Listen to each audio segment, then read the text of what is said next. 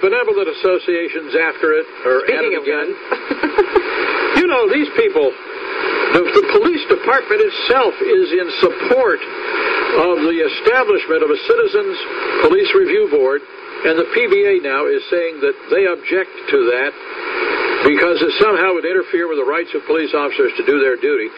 And beyond that... The article didn't make a lot of sense if anyone read it in the Fayetteville Observer. Well, I have my own independent reporting here, you understand. Well, when I read it, it was like, is it about the Citizen Review Board? Is it about it was twofold. Everything in general? What is this lawsuit threatening about? And then in addition to everything else, at the same time, it was revealed to me yesterday in a lengthy email, and I'm grateful for that, from City Attorney Karen McDonald, that these recently installed dash cams in our police cars are virtually worthless in terms of providing transparent evidence of police misbehavior because they're part of that officer's personnel file, and if that doesn't work, they're also part of an investigation that may be underway. But interestingly... But how does that make them useless? Your supervisor can still see them. Sure, but the public can't. The public ought to have access to them.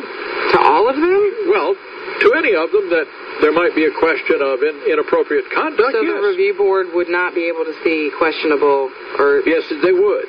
If this law passes, it's Senate Bill 939, I think, which Wesley Meredith and Eric Mansfield jointly introduced in the Senate the other day, and it passed the local government committee yesterday. Will probably come up for a Senate vote next week and then go over to the House.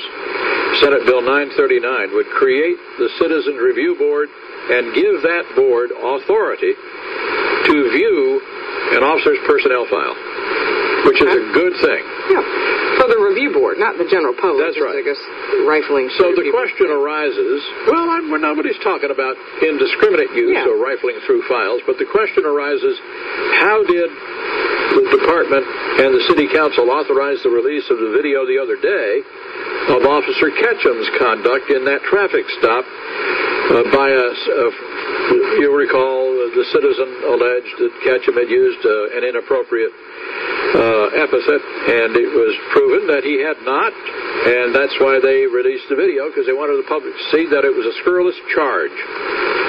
Well, the city attorney has said there is an exception in the law, but listen closely, that allows the city manager and the city council to release information that is not otherwise public, if doing so would be essential to maintaining public confidence.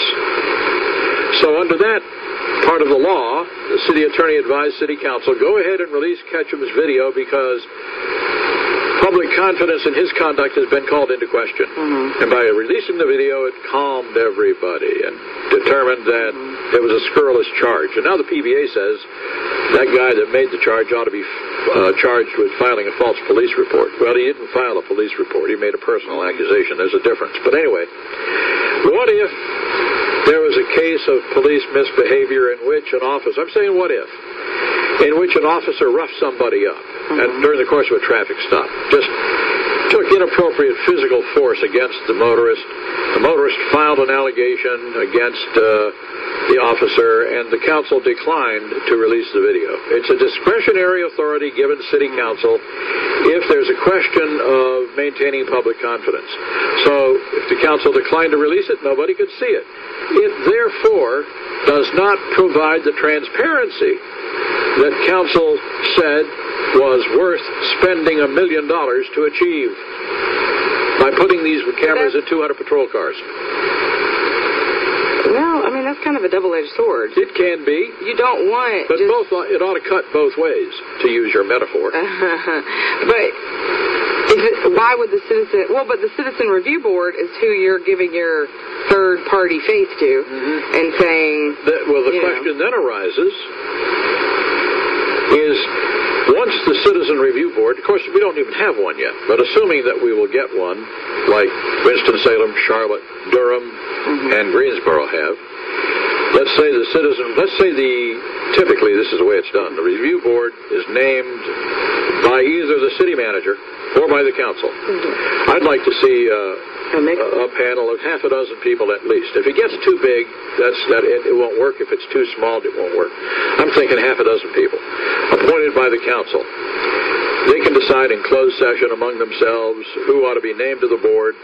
They come up with 6 names of, citizens, which might include a police professional, might include a lawyer. They can figure all that out. And appoint this group, and then they follow the law in examining the conduct and personnel file and video of a police officer who's been charged with inappropriate conduct. They study it, they come to a conclusion, and let's say they uphold the finding. They make a recommendation to the city manager, which usually is the way it's done, because the manager has the power to fire or hire people. He can instruct the police chief what to do.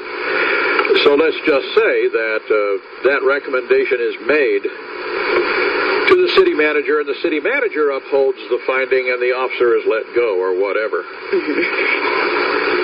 The public, I would think, would have an interest in knowing what it was the review board determined in its investigation. But that information in and of itself probably would not be released to the general public. So we're going to have... But it wouldn't be released very similarly to how it is now? We'd have to... Yes, the police officer was or was not disciplined. Yes, the complaint was founded or unfounded. Right. You're saying you want complete detail, the whole report, the whole 9? Absolutely. I want full disclosure of what the investigative board found. Now, I'm not sure that's going to be possible because of privacy laws that I think are way too strict in North Carolina when it comes to the conduct of public employees. The laws are strict. We've never had a citizen review board, so let's just hope that just having it, A, will increase people's confidence in complaining. It should. And B, that citizen review board, will make those right decisions. I mean, at the end of the day, what are you going to do? Have a review board of the review board? Well, look, if somebody's charged with a crime, they go to court. Courts are open and free. Yeah. People have access to courtrooms. The media has access to court. But this isn't a crime. Well, it could be. If it is a crime, then it goes to court. That's a different situation. Yeah, if a criminal trial is recommended, you can make a good point. So you think that the records ought to be kept closed except to the review board? Well, not necessarily, but if that's how the law already is... Well, we don't know how it is. We don't have a board yet. That's what I'm saying. I think we kind of have to just wait. You can't preemptively say it's not going to work. Let's see how Greensboro and everybody else does it. And, we're restoring confidence in the police department, number 1. Hopefully. Then you're going to have the review board, so let's have some confidence in those people. I have all confidence in Eric Mansfield and Wesley Meredith that they wrote a bill that makes sense. And, let's see what happens. I think it's just an interesting subject when you've got the PBA now threatening a lawsuit, not explaining the co-conspirators. They haven't named us yet. Here's my issue with... None of us can get along. And it finally seems like the police department is listening, and they're going to say, this isn't going to hurt the way we do business. Yeah. Let's do the citizen review board. Let's start the conversation. And then you have the PBA saying it's all a conspiracy. Now, like Philip said when we first started talking about this, as a lawyer, in a civil action, you have to prove damages. So was that police officer damaged? And can you put a number on that? Was the police department damaged during the driving while black talk and currently? Are you... that's a good question. I would never have thought about it like that. Well, let me say this. I'll bet if you talk to Philip Moore about it, in a civil action, if the police officer believed he was damaged, that his character was impugned in some way, he could bring a civil action against... He, personally, would bring the allegation against the accuser. But it's not up to the police department. This was an individual act by an individual officer. But are police officers looked at in the law like public officials or public people? You know what I'm saying? Subject to criticism beyond the norm. I don't know, but it was a scurrilous charge. Because, you can say whatever you want about an elected official. They're not, unless it's completely unfounded, you don't, You're absolutely right. If you're a public official, and police officers are considered public officials, there's a higher threshold of proof required to bring, to prove libel or, in some cases, slander. I think about all the things that are said about presidential candidates. Political candidates in general. Yeah. We got to take a brief commercial break. We'll be back. Your alarm